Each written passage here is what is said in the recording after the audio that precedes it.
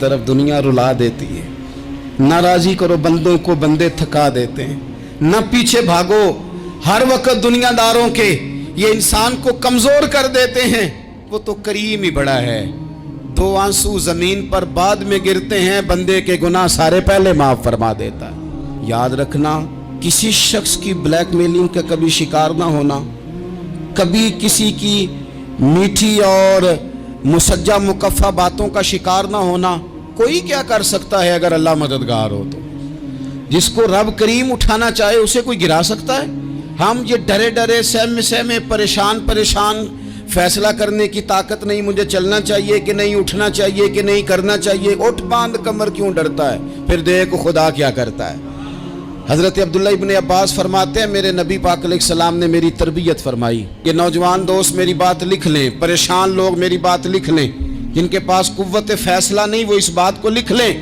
हज़रत अब्दुल्ला इब्न अब्बास फरमाते हैं, मेरे नबी पाक अलैहिस्सलाम ने मुझसे फरमाया था, अब्दुल्ला सुन, अगर सारी दुनिया मिल के तेरा कोई नफ़ा करना चाहे, कर नहीं सकती जब तक मेरे रब की रज़ा ना हो। और फरमाया सारी दुनिया मिल के तेरा कुछ बिगाड़ना चाहे तो अब्दुल्ला बिगाड़ नहीं सकती जब तक रब करीम की हिकमत का तकाजा ना हो। लोगों से डरना, लोगों की तरफ देखना, माहौल देख के अपने राह का तयन करना, हर बंदे के ख्यालात के मुताबिक ढलने की कोशिश करना, फलाना ना नाराज हो जाए, फलाना ना नाराज हो जाए, वो जिसने होना हो जाए, बस रब रसूल नाराज ना हो।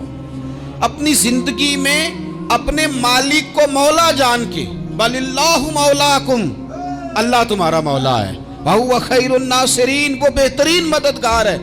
तवज्जो जब भी करें रब की जानिब करें। अपने दिल का किबला दुरुस्त रखें, सोचों के जाविये सीधे रखें। मेरे भाई,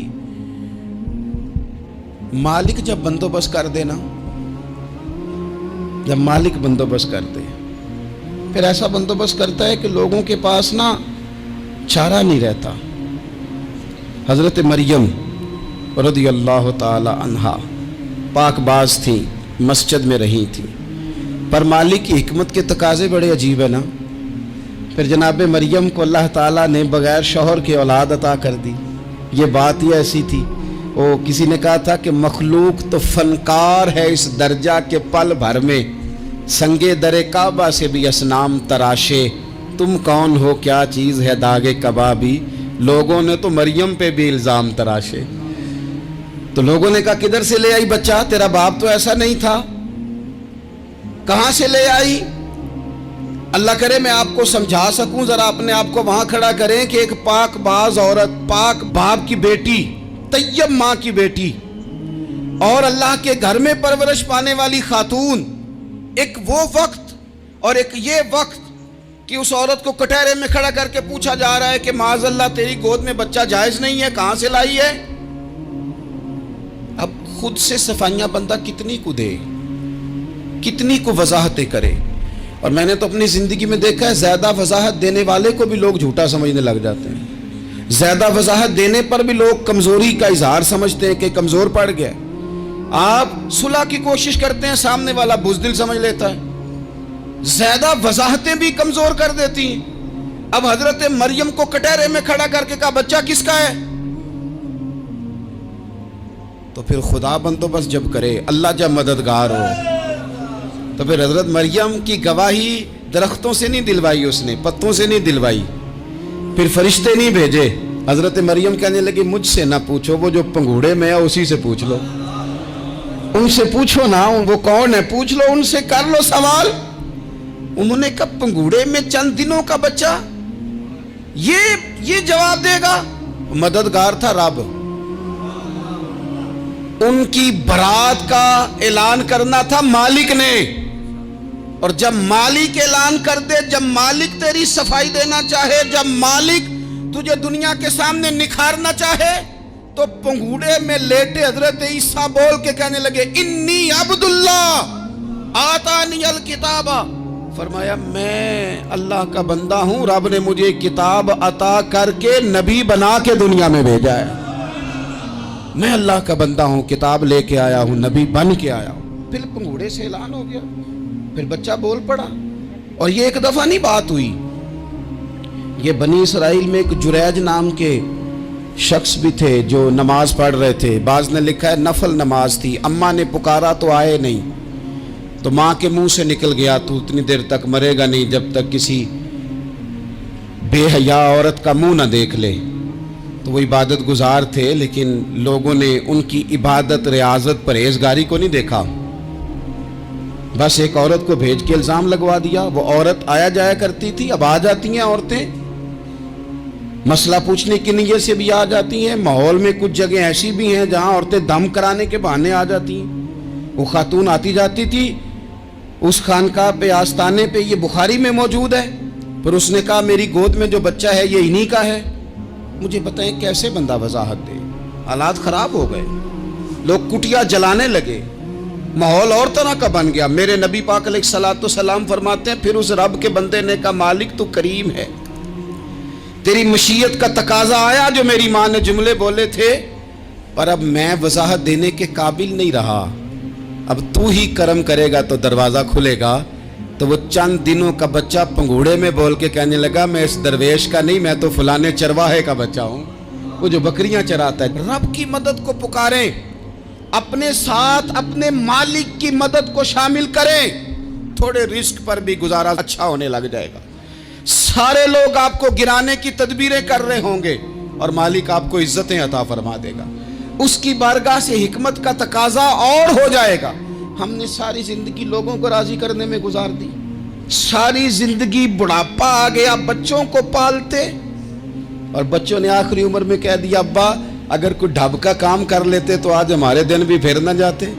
ساری زندگی گزار دی بہن بھائیوں کو راضی کرنے میں, ساری زندگی گزار دی ذمہ داریاں اٹھانے میں. ان کو 99 دفعہ دیا, ایک دفعہ نہیں دیا تو انہوں نے کہہ دیا تو نے تو کبھی دیا ہی نہیں, تو تھا ہی نہیں. ساری زندگی محلے داروں, علاقے والوں کو راضی کرنے میں گزار دی.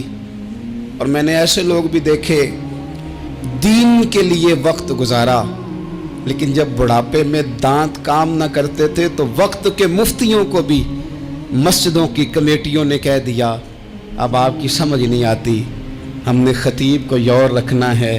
میں کہتا ہوں کہ جتنے درد سے آپ امیر کو اپنی کہانی سناتے ہیں نا, اور جس طرح آپ کے آنسو بات کرنے سے پہلے گر جاتے ہیں کہ غریب ہیں, بچیاں ہیں, کاروبار نہیں, او میرے سنگیو, اس سے آدھے آنسو اپنے رب کی بارگاہ میں بکھیرو, اس کے حضور عرض گزار ہو جاؤ, اس سے طلب کرو. ایک وقت انسان پر زندگی میں ایسا آتا ہے کہ اسے یوں محسوس ہوتا ہے کہ میرا سایہ بھی ذرا سا پیچھے ہٹ گیا ہے. اسے یوں لگتا ہے کہ میں کسی سہارے پہ ہاتھ ڈالتا ہوں تو وہ بھاگ جاتا ہے مجھ سے. لیکن مالک کی بارگاہ ایسی عظیم بارگاہ ہے, رب رسول کے آستانے اتنے بڑے ہیں کہ آپ جب وہاں کشکول طلب دراز کرتے ہیں تو جھولی پھیلانے میں دیر لگتی ہے, ان کو بھرنے میں تو کوئی دیر نہیں لگتی. ہم نے اپنا سوچ کا قبلہ ہی دنیا کو بنا لیا ہے. یہ جو اللہ والوں کی مدد ہے یہ تو اللہ ہی کی مدد ہے, لیکن یہ جو سیٹھوں کی طرف توجہ کرنا, نوابوں کی طرف توجہ کرنا, دنیا داروں کی طرف توجہ کرنا اور اپنا مزاج اس طرح کا بنا لینا, یارو گردن کو جھکا دیتا ہے خیرات کا پتھر, جہاں میں مانگنے والوں کے سر کبھی اونچے نہیں ہوتے. اور اقبال کہتے ہیں غیرت ہے بڑی چیز جہانے تگ و دو میں, پہناتی ہے یہ فقر کو تاج سردارا. میں عرض کروں گا کہ اپنی آپ جب توجہ کا قبلہ اللہ رسول کو بنائیں گے تو رب فرماتے وَيَرْزُقْهُ مِنْ حَيْثُ لَا يَحْتَسِبُ, میں نہ تجھے وہاں سے رزق دوں گا جہاں سے کبھی تیرا گمان بھی نہیں گیا ہوگا. یہاں سے بھی مل سکتا ہے, تو نے سوچا بھی نہیں ہوگا. بخاری شریف میں حدیث ہے, حضرت جابر ابن عبداللہ فرماتے ہیں نبی پاک صلی اللہ علیہ وسلم نے 300 لوگوں کا ایک لشکر روانہ کیا کسی مہم کے لیے, کسی جہاد کے لیے. حضرت ابو عبیدہ بن جراح رضی اللہ تعالیٰ عنہ امیر لشکر تھے.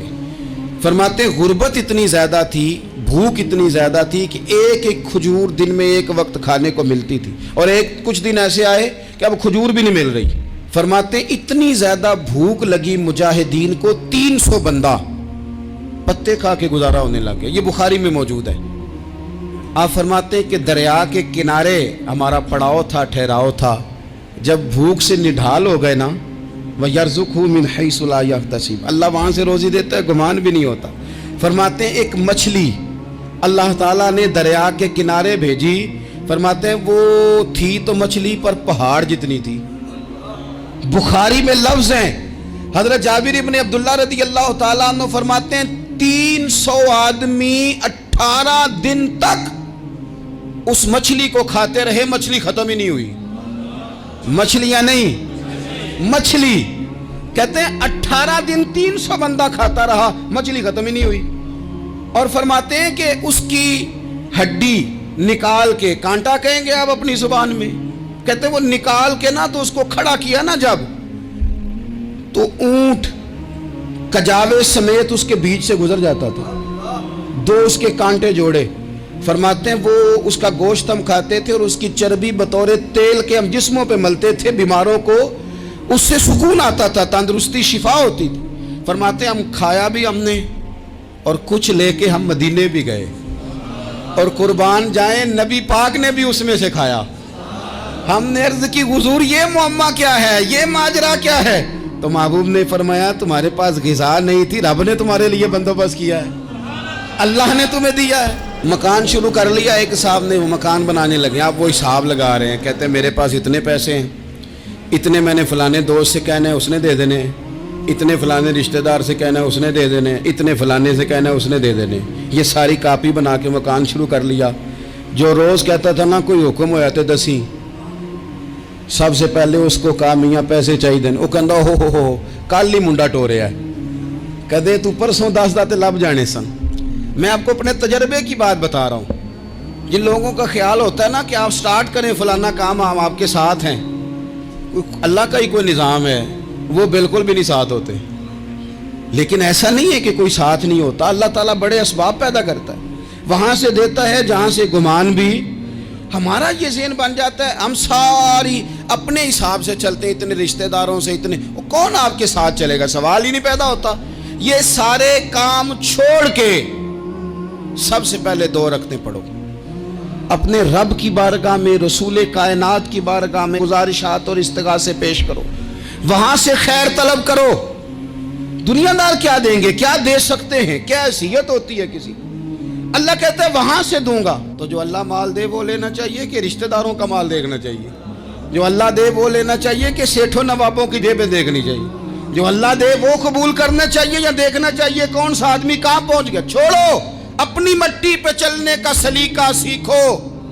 کسی کے سنگ مرمر پہ چلو گے تو پھسل جاؤ گے، پھسل جا۔ اس پر ایک اور بات عرض کر دوں، صحیح بخاری سے، مسلم سے ایک اور بات۔ کچھ چیزیں ایسی ہیں جن سے اللہ کی مدد آتی ہے، مدد ملتی ہے۔ ایک چیز ان میں سے ایسی ہے جس سے بہت مدد نازل ہوتی، وہ ہے کہ جب رب آپ کو دے نا تو پھر آپ بھی اس کے رستے میں دیں، پھر مدد آتی ہے، پھر اور آتا ہے۔ بخاری مسلم میں حدیث ہے، یہ زیادہ ہی توجہ طلب امر ہے، اس پر آپ غور کریں گے۔ حضرت ابو ہریرہ فرماتے ہیں کہ نبی پاک علیہ السلام نے فرمایا ایک شخص نے بادلوں کے اندر سے آواز سنی کہ فلاں آدمی کا کھیت اور باغ خشک ہو گیا ہے، وہاں برسو اور اس کے کھیت کو سیراب کرو۔ وہ بڑا حیران ہوا کہ بادل سے آواز آ رہی۔ پھر اس نے دیکھا کہ ایک پہاڑی پر بارش ہوئی، وہ بادل وہاں برسا، پھر نالیوں سے ہوتا ہوا پانی ایک طرف چلا۔ تو جس نے آواز سنی تھی، حضور بیان کر رہے ہیں، وہ بھی پیچھے پیچھے چلا کہ پانی کدھر جا رہا ہے۔ اس نے جا کے دیکھا کہ ایک مقام پہ ایک باغ کو وہ پانی لگ رہا ہے اور ایک آدمی وہ پانی لگا رہا ہے۔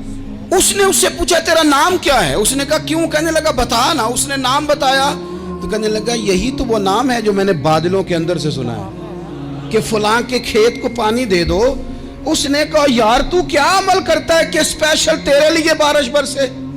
یہ بخاری پڑھ رہا ہوں، سیاستہ سے حدیث عرض کر رہا ہوں۔ اس سے پوچھا تو کیا کام کرتا ہے کہ جناب اللہ تبارک و تعالیٰ کا حکم کرم آیا کہ خاص تیرے لیے پانی برسے اور تیرے کھیت کو سیراب کرے؟ تو اس نے کہا چھوٹا ذمہ دار ہوں، پر جب فصل اگتی ہے تو 3 حصے کرتا ہوں، ایک حصہ اپنے بال بچوں پہ، بہن بھائیوں پہ خرچ کرتا ہوں، ایک حصہ پورا، اور ایک حصہ دوبارہ کاشتکاری پہ لگاتا ہوں، اور تیسرا حصہ خالص میں نے مسکینوں، یتیموں اور غریبوں کے لیے رکھا ہوا ہے۔ وہ جو تیسرا حصہ، اللہ کرے آپ سمجھیں، وہ رب کے بندوں پہ تیسرا حصہ خرچ کرتا ہے نا، تو کریم مالک نے فرمایا جہاں سے غریب کا حصہ جاتا ہے وہ کھیت خشک نہیں رہنا چاہیے، وہ جہاں سے مسکین روٹی کھاتے ہیں وہ خشک نہ رہے، جہاں سے یتیموں کو کچھ آتا ہے کہیں اس کی فصل رہ نہ جائے۔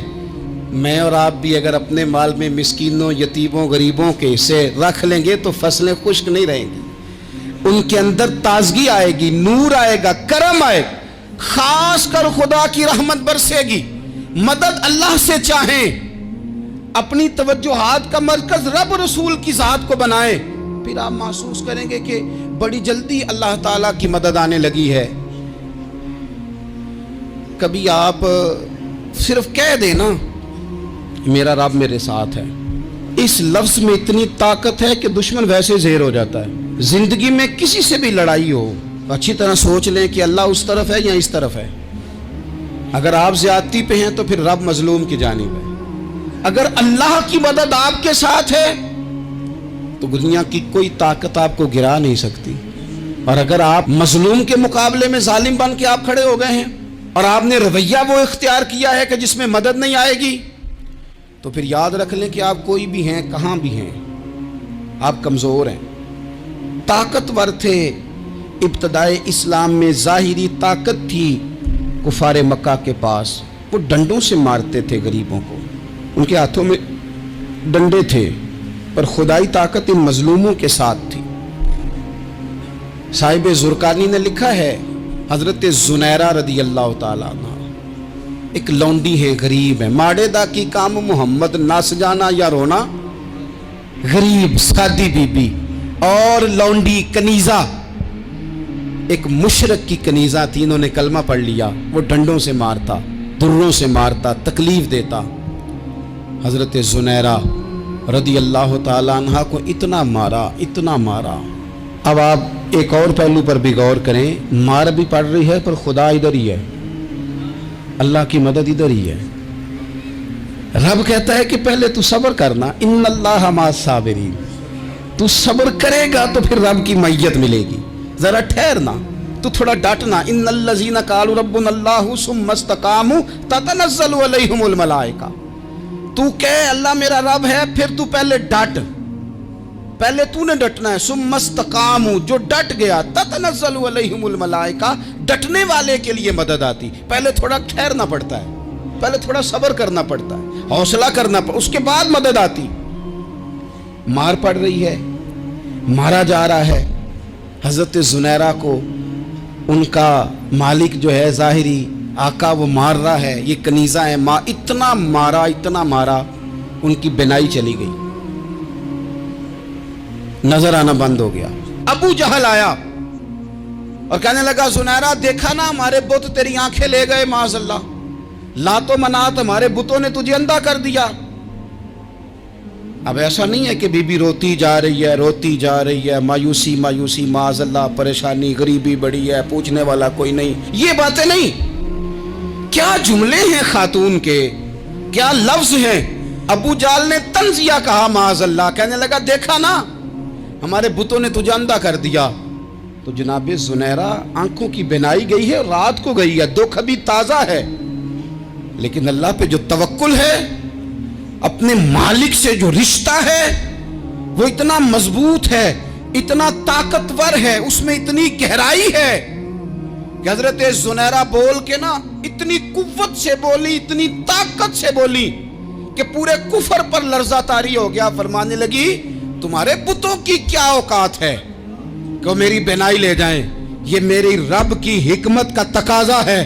جب تک اس نے چاہا زنیرہ دیکھتی رہی، اور جب اس نے چاہا زنیرہ کی آنکھوں کی بینائی چلی گئی، اور اگر وہ چاہے گا نا تو بینائی واپس بھی کر دے گا۔ اگر ہو ذوق یقین پیدا تو کٹ جاتی ہیں زنجیریں، اگر وہ چاہے گا تو بینائی آ بھی جائے گی۔ حضرت زنیرہ نے رات کو یہ لفظ کہے، ابو جہل اور سارے کفار ڈر کے سن کے چلے گئے، آپ اطمینان سے آ کے بستر پہ سوئی۔ جب سویرے اٹھی تو اللہ نے آنکھوں کی روشنی واپس کر دی تھی۔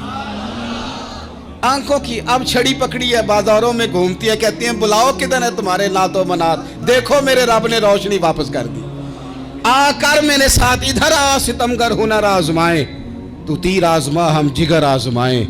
बीमार लोगों याद रखो, कह दिया डॉक्टर ने कि तू बड़ा बीमार है, तू बड़ा कमजोर है, ये हो गया वो हो गया, तो डॉक्टर अपने इल्म के मुताबिक बात कर रहा है, होगा तो वो जो मेरा रब चाहेगा।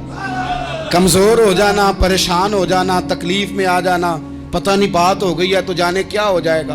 अपनी जिंदगी के अंदर अपने रब से रिश्ता मजबूत करें, रसूले कायनात से रिश्ता मजबूत करें, अल्लाह वालों से रिश्ता मजबूत करें।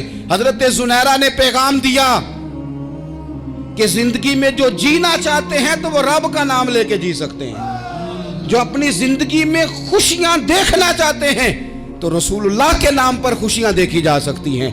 तवक्कुल की बुनियाद पर बंदा खुशियां ले सकता है, और अगर इंसान में तवक्कुल नहीं है तो फिर वो इस काले जादू से भी डर रहा है, वो नीले से भी डर रहा है, वो पीले से भी डर रहा है, वो फलाने से भी डर रहा है, वो मेरे खिलाफ फलाना रिश्तेदार साजिश कर रहा है तो डर रहा है, फलाना मेरे बारे में ये कर रहा है तो डर रहा है, वो पता नहीं दुनिया इधर हो जाएगी तो क्या हो जाएगा, उठ बांध कमर क्यों डरता है, फिर देख खुदा क्या करता है।